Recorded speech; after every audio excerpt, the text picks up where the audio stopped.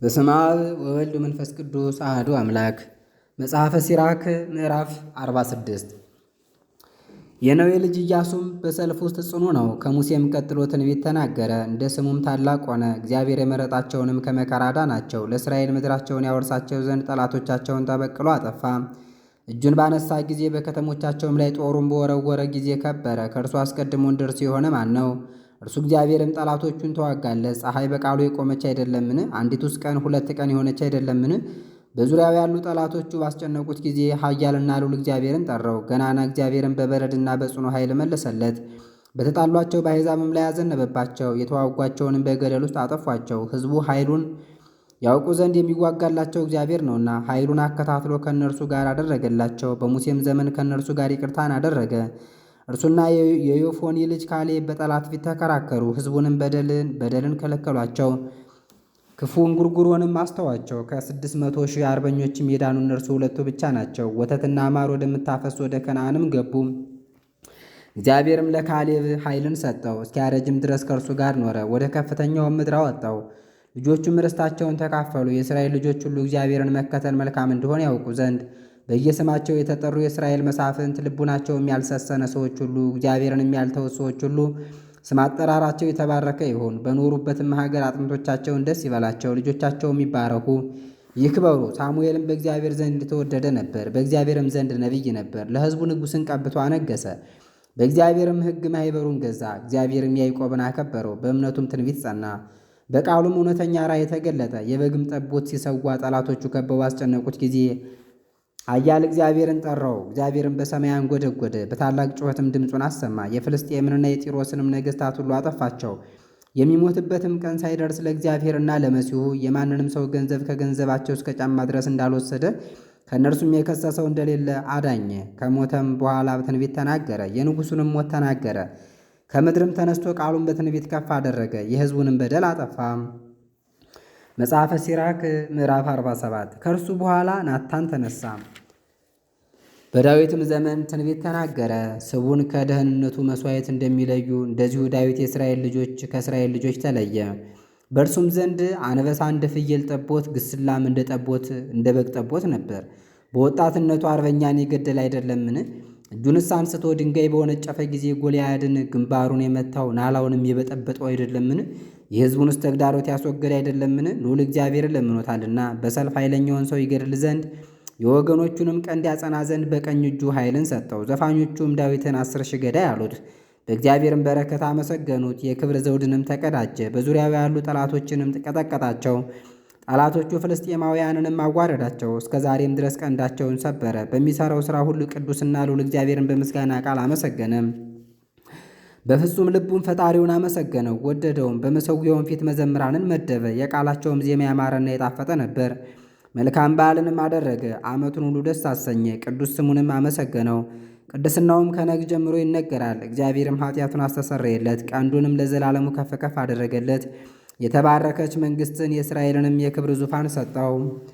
ከእርሱም በኋላ ጠቢብ የሆነ ልጁ ተተካለት። ስለ እርሱም በስፋት ኖረ። ሰሎሞንም በሰላም ዘመን ነገሰ። እግዚአብሔርም በዙሪያው ካሉት ሁሉ አሳረፈው። በስሙ ቤትን ሠራ፣ የዘላለም መቅደሱንም አዘጋጀ። ሰሎሞን ሆይ ከሕፃንነት ጀምሮ ጥበብህ እንዴት በዛ! ማስተዋልህም እንደ ፈሳሽ ውሃ ሞላ። ጥበብህ ምድርን ሸፈነቻት። ምሳሌህን የነገርህንም ትርጓሜ አበዛህ። ስምህም እስከ ሩቅ ደሴት ድረስ ተሰማ። ስለ ሰላምህም ተወደድክ። አገሮችም ስለ መዝሙርህ፣ ስለ ምሳሌህ፣ ስለ እንቆቅልሾችህና ስለ ትርጓሜዎችህ አደነቁ። የእስራኤል አምላክ በተባለ በእግዚአብሔር ስም ወርቁንም እንደ እርሳስ አደለብኸው፣ ብርሃንም እንደ ማዕድን ቅልቅል መላኸው። ሴቶች ልቡናህን ለወጡት፣ በሥጋህም ሰለጠኑብህ። ክብርህን አስነቀፍክ፣ ዘርህንም አሳደፍክ። በልጆችህም ላይ መቅሰፍትንና ጥፋትን አመጣህ። ስንፍናህም አስደነገጠኝ። መንግሥትህም ተከፈለ፣ ዓመፀኛ መንግሥትም ከኤፍሬም ወጣች። እግዚአብሔር ግን ቸርነቱን አልተወም፣ ሥራውንም አላጠፋም። የጻድቃኑንም ልጆች አልደመሰሰም፣ የሚወዱትን ሰዎች ዘር አላጠፋም። ለያዕቆብ ቅሬትን ሰጠው፣ ከእርሱም ለዳዊት ሥርን ሰጠው። ሰሎሞንም እንደ አባቶቹ አረፈ። ከእርሱም በኋላ አእምሮ የሌለው ልጁን ለእስራኤል ተወ። ይኸውም ሕዝቡን በምክሩ ያሳመጻቸው ሮብዓም ነው። እስራኤልን ያሳታቸው ለኤፍሬምም የኃጢአት መንገድን ያሳየ የናባጥ ልጅ ኢዮርብዓም ነበረ። ኃጢአታቸውን ፈጽሞ በዛም፣ ከሀገራቸውም አስወጥቶ ሰደዳቸው። ፍዳቸውም እስክትደርስባቸው ድረስ ኃጢአቱን ሁሉ ፈለጓት። መጽሐፈ ሲራክ ምዕራፍ 48 ነቢዩ ኤልያስም እንደ እሳት ተነሳ፣ ቃሉም እንደ ነበልባል ያቃጥል ነበር። ረሃብንም አመጣባቸው፣ በቅናቱም አሳነሳቸው። በእግዚአብሔርም ቃል ሰማይን ዘጋው፣ ከሰማይም እሳትን 3 ጊዜ አወረደ። ኤልያስ ሆይ በታምራትህ እንዴት ከበርክ? እንዳንተስ የተመካ ማን ነው? በልዑል ቃል ከሞቱ ሰዎች ለይቶ ምውትን ከመቃብር ያስነሳ ማን ነው? ነገሥታቱን ወደ ሞት የከበሩ ሰዎቹንም ካልጋቸው ያወረዳቸው ማን ነው? በሲና የእግዚአብሔርን ተግሣጽ በኮሬምም የበቀልን ፍርድ የሰማ ማን ነው? ይበቀሉ ዘንድ ነገሥታቱን ከእርሱም ዘንድ ቀጥሎ የተተኩ ዘንድ ነቢያትን የቀባቸው ማን ነው? በእሳት ሰረገላና በእሳት ፈረስ ወደ ሰማይ የወጣ ማን ነው? መቅሰፍቱ ከመውረዱ አስቀድሞ የእግዚአብሔርን ቁጣ ይመልስ ዘንድ የአባትንም ልብ ወደ ልጅ ይመልስ ዘንድ የያዕቆብንም ወገኖች ያጸናቸው ዘንድ በተወሰነ ዘመን የተጻፈለት ማን ነው? የሚያውቁህና በፍቅርህ ያጌጡ ሰዎች ብፁዓን ናቸው። እኛም ስለ አንተ በሕይወት እንኖራለን። በእሳት ሰረገላ ወደ ላይ የወጣ ኤልያስ ነው። ከእርሱም መንፈስ የተሞላ ኤልሳዕ ነበረ። በዘመኑም አለቆች አላስደነገጡትም። ማንም እርሱን የተቋቋመው አልነበረም። ከነገሩም ሁሉ የተሳነው አልነበረም። ከሞተም በኋላ በድኑ ትንቢትን ተናገረ። በሕይወቱም ሳለ ድንቅ ታምራትን አደረገ። በሞቱም ሥራው ድንቅ ነበረ። ከዚህም ሁሉ ጋር ሕዝቡ ንስሐ አልገቡም። ከሀገራቸውም ተማርከው እስኪሄዱ ድረስ ኃጢአታቸውን አልተውም። በሀገሩም ሁሉ ተበተኑ። ከሕዝቡም ጥቂት ሰዎች ቀሩ። ገዥም ከዳዊት ቤት ቀረ። ከእነርሱም ደግ ሥራ የሠሩ ነበሩ፣ ኃጢአትን የሚያበዟት ነበሩ። ሕዝቅያስም ከተማውን አጸና፣ በመካከሏም ውሃን አስገባ፣ ዓለቱንም በብረት ቆፈረ፣ የውሃ መስኖ አሠራ። ሰናክሬምም በዘመኑ ዘመተ፣ ራፋስቂስንም ላከው። ወደ እርሱም ሄዶ በጽዮን ላይ እጁን አነሳ፣ ታበየ፣ አፉንም ከፍ ከፍ አድርጎ ተናገረ። ያን ጊዜም ልቡናቸው ደነገጠባቸው፣ እጃቸውም ዛለ፣ እንደምትወልድ ሴትም ምጥ ያዛቸው። ይቅር ባይ እግዚአብሔርንም ለመኑት፣ እጃቸውንም ወደ እርሱ አነሱ። ቅዱሱም ከሰማይ ፈጥኖ ሰማቸው። በኢሳይያስም እጅ አዳናቸው። የአሦርንም ሰራዊት አጠፋ፣ መልአኩም አጠፋቸው። ሕዝቅያስ እግዚአብሔርን ደስ የሚያሰኘው ሥራ ሰርቷልና።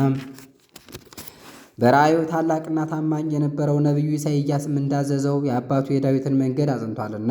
ፀሐይም በዘመኑ ከሚሄዱ ወደኋላ ተመለሰች። ለንጉሡም ዘመን ጨመረለት። በታላቅ መንፈስም በመጨረሻ የሚሆነውን አየ። በጽዮን የሚያለቅሱትንም አጽናናቸው። ለዘላለሙ የሚሆነውን የተሰወረውንም ሳይሆን ተናገረ። መጽሐፈ ሲራክ ምዕራፍ 49 የኢዮስያስ መታሰቢያው በቀማሚ ብልሃት እንደተቀመመ ሽቱ ነው፣ እንደ ማርም በአፍ ሁሉ ጣፋጭ ነው። በመጠጥ ግብዣም ጊዜ እንደ ዘፈን ነው። እርሱ የቀና ነው፣ ሕዝቡንም መለሳቸው። የኃጢአትንም ርኩሰት ሁሉ አስወገደ።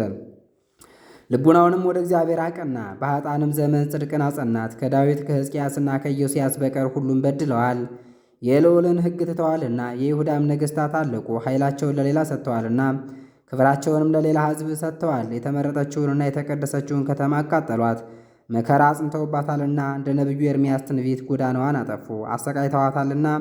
እርሱ ግን ነቢይ ይሆን ዘንድ ይነቅል ዘንድ ያጠፋም ዘንድ እንደዚሁም ይተክል ዘንድ ይሠራም ዘንድ በእናቱ ማኅፀን ተመረጠ። ሕዝቅኤልም የጌትነቱን ራእይ አየ። እግዚአብሔርንም በኪሩቤል ሰረገላ ላይ አየው። ጠላቶቹንም በመዓት አሰባቸው፣ የጻድቃንንም ጎዳናቸውን በመልካም አቀና። የ12ቱ ነቢያትም አጽሞቻቸው በየቦታቸው ለመለሙ፣ ያዕቆብን አጽንተውታልና በታመነ ተስፋም አድነውታልና። ዘሩባቤልን እንዴት እናገነው ይሆን? እርሱስ በቀኝ እጅ እንዳለ እንደ ሐቲም ቀለበት ነው። የዮሴዴቅ ልጅ ዮሴዕም እንዲሁ ነበረ። በዘመናቸውም ቤተ መቅደስን ሠሩ፣ ለዘላለም ክብር የተዘጋጀ የእግዚአብሔርንም ሕዝብ አከበሩት። የነህምያም መታሰቢያው ብዙ ነው። የወደቀችውን ቅጽር አነሳልን፣ ደጃፎችንም አቆመልን፣ ቁልፍም ሠራልን፣ ቤታችንንም ገነባልን። እንደ ሄኖክ ያለ ሰው በምድር የተፈጠረ የለም። እርሱ ከዚህ ዓለም ተወሰደ። እንደ ዮሴፍም ያለ ሰው አልተወለደም። ለወንድሞቹ አለቃ ሆነ፣ ለሕዝቡም ኃይል ሆነ። ለአጽሞቹም ይቅርታን አገኘ። ሴምና ሴት ከሰው ይልቅ ከበሩ፣ አዳምም ከተፈጠረው ሕያው ፍጥረት ሁሉ ከበረ። መጽሐፈ ሲራክ ምዕራፍ 50 የኦንያ ልጅ ታላቁ ካህን ስምዖንም በሕይወቱ ቤተ መቅደስን አደሰ። በዘመኑም ቤተ መቅደስን አጸና። እንዲሁም የቅጥሩን መሠረት እጥፍ አድርጎ ሠራ። ካህንም የሚለብሰውንም ቀጭን ልብስ ሠራ። በዘመኑም የውሃዎች ምንጮች አልጎደሉም። የጉድጓዱም ውሃ ብዛቱ እንደ ባሕር ውሃ ነበር።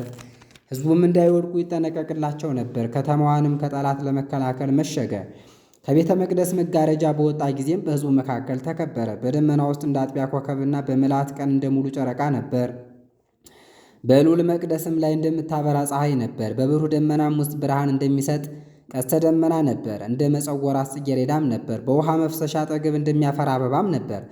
በመከርም ወራት እንደ ሊባኖስ ዛፍ ቅርንጫፍ ነበር። በጥና እሳት ላይ እንዳለ ነጭ ዕጣንም ነበር። ተመቶ እንደተሠራ የወርቅ ዕቃም ነበር። በጌጥ ላይ እንዳለ የከበረ ዕንቁም ነበር። ፍሬዋ ብዙ እንደሆነ የዘይት እንጨት ከደመና በታች እንደሚያድግ የዋንዛ ዛፍ ነበር። እርሱም የክብር ልብሱን በለበሰ ጊዜ የመመኪያውንም ጌጥ በለበሰ ጊዜ ወደ ተቀደሰውን መሠዊያ በወጣ ጊዜ በቅድስና ልብሱ ተከበረ። ከካህናቱም እጅ የመሥዋዕቱን ሥጋ ክፍል በተቀበለ ጊዜ በመሠዊያው አጠገብ ይቆም ነበር። ወንድሞቹም በዙሪያው ቆመው ይጋርዱት ነበር። እንደ ሊባኖስ ለጋ ዝግባና እንደ ዘንባባም ዛፍ ይከቡት ነበር። እንዲሁም የአሮን ልጆች ሁሉ የክብር ልብሳቸውን ለብሰው የእግዚአብሔርን መባ በእጃቸው ይዘው በእስራኤል ማኅበር ሁሉ ፊት ይቆሙ ነበር። በመሠዊያውም ሥራቸውን ይፈጽሙ ነበር። ሁሉን የሚችል የልዑልንም መሥዋዕት ያዘጋጁ ነበር። የወይኑን ጽዋ ይዞ እጁን አነሣ፣ የወይኑን ዘለላ ደምም አፈሰሰ። ለንጉሠ ነገሥት ለልዑል በጎ መዓዛ አድርጎ በመሠዊያው እግር ስር ያፈሰው ነበር። የአሮንም ልጆች እየጮኹ ምስጋናውን ይናገሩ ነበር። ተመቶ የተሠራ የብር መለከትንም ይነፉ ነበር። በልዑልም ፊት ማሰባሰቢያ ሊሆን ቃላቸውን ያሰሙ ነበር። ያን ጊዜም ሕዝቡ ሁሉ በአንድነት ያርፉ ነበር፣ በምድር ላይም በግንባራቸው ይሰግዱ ነበር። ሁሉን ለሚገዛ ለልዑል እግዚአብሔር ምስጋና ያቀርቡ ነበር። መዘምራኑም በቃላቸው ያመሰግኑት ነበር። የዜማቸውም ድምፅ ቤቱን ያስተጋባው ነበር። ሕዝቡም ወደ ልዑል እግዚአብሔር ይጸልዩ ነበር። በእግዚአብሔር ሕግ ጸንተው ሥርዓቱን እስኪጨርሱ ድረስ ይቅር በሚል በእግዚአብሔር ፊት ይለምኑ ነበር፣ ሥርዓቱንም ያከናውኑ ነበር። ከዚህም በኋላ እርሱ ወርዶ የእግዚአብሔርን በረከት በአንደበቱ ይሰጣቸው ዘንድ በስሙም ይመኩ ዘንድ በእስራኤል ልጆች ማኅበር ሁሉ ላይ እጁን አነሣ። የልዑልንም በረከት ይቀበሉ ዘንድ ዳግመኛ ሰገዱ። አሁንም በሁሉም ቦታ ብዙ ታምራት የሚያደርገውን ከእናታችን ማኅፀን ጀምሮ ዘመናችንንም የሚያረዝመውን እንደ ቸርነቱም ይቅርታውን የሚያደርግልንን የሁሉን ፈጣሪ አመስግኑት። የልቡና ደስታንም ይሰጠናል፣ በዘመናችን ሰላምን ያደርጋል። ለእስራኤልም ለዘላለም በቸርነቱም ከእኛ ጋር የታመነ ነው። በዘመናችንም አዳነን። ሰውነቴ ሁሉ ወገኖችን ጠላች፣ ሦስተኛው ግን ሕዝብ አይደለም። እነዚህም በሰማርያና በፍልስጤም ተራራ የሚኖሩ በሰቂማ የሚኖሩ የአሞሪዮንም ሰዎች ናቸው። ጥበብን ከልቡ ያነቃት የኢየሩሳሌም ሰው የሲራክ አልዓዛር ልጅ እኔ ኢያሱ የጥበብንና የምክርን ትምህርት በዚህ መጽሐፍ ጻፍኩ። ይህን እንደዚህ የሚያደርግ በዚያም የሚራቀቅ ብፁዕ ነው። ይህንም በልቡ የሚጠብቀው ጠቢብ ይሆናል። ይህንም የሚያደርግ ሁሉን ይችላል፣ የእግዚአብሔር ብርሃን ይመራዋልና። መጽሐፈ ሲራክ ምዕራፍ 51 አቤቱ ንጉሥ ሆይ እገዛልሃለሁ። አቤቱ አምላኬና መድኃኒቴ አመሰግንሃለሁ። በስምህም እታመናለሁ። ረድተኸኛልና ሰውረኸኝማልና ሰውነቴንም ከሞት አድነዋልና ከአንደበቴ ነገር ሥራ ወጥመድም አድነኸኛልና ሐሰትንም ከሚሠሯት ከብዙ ሰዎች ምላስ አድነኸኛልና በጠላትነትም ከተነሱብኝ ሰዎች ፊት የምትረዳኝና የምትሰውረኝ ሆነሃልና እንደ ቸርነት ብዛት መጠን ስለ ስምህም አዳንከኝ። ይበሉ ዘንድ ያዘጋጃትን እንደሚያስመኩ እንደዚሁ ባገኘችህ በመከራዬ ብዛት ሰውነቴን ፈለጓት። ቋያ እንደከበበው በእሳት መካከልም እንደማይቃጠል ከታችም ከመቃብር ሆድ ከረከሰ አንደበትም ከሐሰት ቃልም አዳንከን። ወደ ንጉሥ በሚያጣላ ዓመፀኛ አንደበት ሰውነቴ ወደ ሞት ደረሰች፣ ሕይወቴም ለመቃብር ደረሰች። በዙሪያዬም ከበቡኝ፣ የሚረዳኝም አጣሁ። የሚያድነኝ ሰው እንዳለ ብዬ ተመለከትኩ፣ ግን ማንም አልነበረም። አቤቱ ይቅርታህን አሰብኩ፣ ዓለም ከተፈጠረ ጀምሮ የነበረ ሥራህን አሰብኩ። አንተን ተስፋ የሚያደርጉ ሰዎች ከጠላታቸውም የምታድናቸው ብፁዓን ናቸውና። ልመናዬንም ከምድር ወደ ላይ ከፍ ከፍ አደረግሁ፣ ከሞትም እድን ዘንድ ጸለይኩ። አባቴና ጌታዬ እግዚአብሔርንም ረዳት በሌለበት ትዕቢተኞች በተነሱበት ወራት በመከራዬ ጊዜ አትለየኝ አልሁት። ስምህንም ለዘላለም አመሰግናለሁ፣ እገዛልሃለሁ፣ ምስጋናህንም እናገራለሁ። ልመናዬንም ሰማኸኝ፣ ከሞትም አዳንከኝ፣ መከራ ከሚመጣበት ቀንም አዳንከኝ። ስለዚህ ነገር እገዛልሃለሁ አመሰግንሃለሁም። አቤቱ ስምህን አመሰግናለሁ። እኔ ሕፃን ሳለሁ ሳልሳሳት ጥበብን መረመርኳት፣ በጸሎቴም መረጥኳት። በቤተ መቅደስም ስለ እርሷ ለመንኩ፣ ለዘላለምም እመረምራታለሁ። ፍሬዋም እንደ ተክል ፍሬ በዛ፣ ልቡናዬም በእርሷ ደስ አለው። እግሬም በእውነት ቆመች፣ ከሕፃንነቴም ጀምሬ ፍለጋዋን ተከተልኩ። በጆሮዬም ፈጽሜ አደመጥኳት፣ መረጥኳትም። እኔም ብዙ ጥበብን አገኘሁ፣ በእርሷም ከፍ ከፍ አልኩ። ጥበብን የሰጠኝን እግዚአብሔርንም አመሰግነዋለሁ። አድርጋትም ዘንድ አሰብኩ፣ ለበጎ ነገርም ቀናሁ፣ አላፍርምም። ሰውነቴም በእርሷ ተበረታታች፣ በሥራዬም ተራቀቅኩ። እጆቼንም ወደ ላይ አነሳሁ፣ ለድንቁርናዬም አለቀስሁላት። ሰውነቴንም ወደ እርሷ አቀናሁ፣ በንጽሕናም አገኘኋት። ልቡናዬንም ከመጀመሪያ ጀምሮ ከእርሷ ጋር አጸናሁ። ስለዚህም እግዚአብሔር አልጣለኝም። ሰውነቴም ለእርሷ ታወከች፣ መረመረቻትም። ስለዚህም መልካም ሀብትን ገንዘብ አደረገው። እግዚአብሔርም አንደበትን ዋጋ አድርጎ ሰጠኝ፣ በእርሷም አመሰግነዋለሁ። እናንተ አላዋቂዎች ወደ እኔ ቅረቡ፣ በጥበብ ቤትም ትኖራላችሁ። እንዴት አጣችኋት እስኪ ንገሩኝ። ሰውነታችሁስ ፈጽማ እንደምን ተጠማች? አፌን ከፍቼ ያለ ዋጋ ገንዘብ አድርጓት ብዬ ተናገርኩ። አንገታችሁን ዝቅ አድርጉ፣ ቀንበሯንም ተሸከሙ፣ ሰውነታችሁም ጥበብን ትቀበል፣ እርሷን ማግኘት ቅርብ ነውና። እነሆ ጥቂት ደክሜ በእርሷ ብዙ ዕረፍትን እንዳገኘሁ በዓይናችሁ ተመልከቱ። ከብዙ ብር ይልቅ ጥበብን ምረጧት፣ ቁጥር ከሌለው ከወርቅም ይልቅ ገንዘብ አድርጓት። ሰውነታችሁን በቸርነቱ ደስ ይበላት፣ እርሱንም ማመስገንን አትፍሩ። በጊዜው ዋጋችሁን ይሰጣችሁ ዘንድ ጊዜው ሳይደርስ ሥራችሁን ስሩ። መጽሐፈ ሲራክ ተፈጸመ። ትንቢተ ኢሳይያስ ይቀጥላል። ረድኤተ እግዚአብሔር አይለየን።